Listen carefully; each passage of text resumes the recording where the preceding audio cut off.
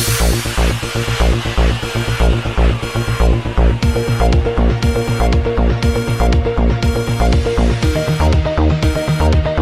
اللہ الرحمن الرحیم۔ السلام علیکم ناظرین، فیصل آباد کے ہول سیل کلاس سیکٹر کے صدر شیخ محمد فیصل اور سپریم انجمن تاجران کے صدر محمد اسلم بلی کی قیادت میں اہم تاجر رہنماؤں نے اسسٹنٹ کمشنر سٹی سید ایوب بخاری اور اسسٹنٹ کمشنر صدر عمر مقبول سے خصوصی ملاقات کی۔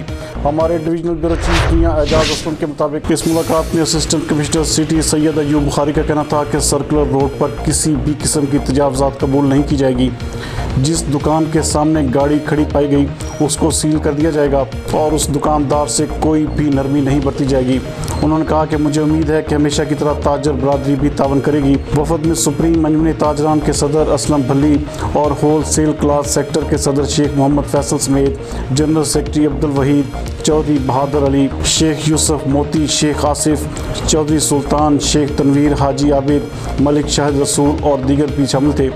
اس موقع پر اسسٹنٹ کمشنر سٹی سید ایوب بخاری نے کہا کہ chief secretary Punjab, divisional commissioner Faisal آباد اور ڈپٹی کمشنر کا خصوصی حکم ہے کہ کسی بھی دکان کے سامنے کسی بھی قسم کی کوئی وہیکل گاڑی نہیں ہوگی۔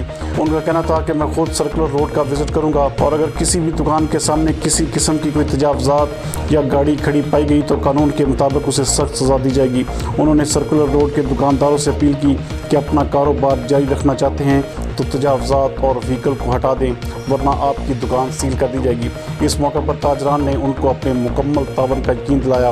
انہوں نے کہا کہ ہم مکمل طور پر حکومتی SOPs پر عمل کریں گے تاکہ کاروباری سرگرمیاں چلتی رہیں۔ اس موقع پر تاجر رہنماؤں کا کہنا تھا کہ ضلعی انتظامیہ کو شکایت کا موقع نہیں دیں گے۔ ان کا کہنا تھا کہ اگر تاجروں نے ان SOPs پر عمل درآمد نہ کیا اور خلاف ورزی کی تو ہم ان کی کوئی بھی سفارش نہیں کریں گے بلکہ تاجر تنظیموں کے نمائندے انتظامیہ کے ساتھ کھڑے ہوں گے۔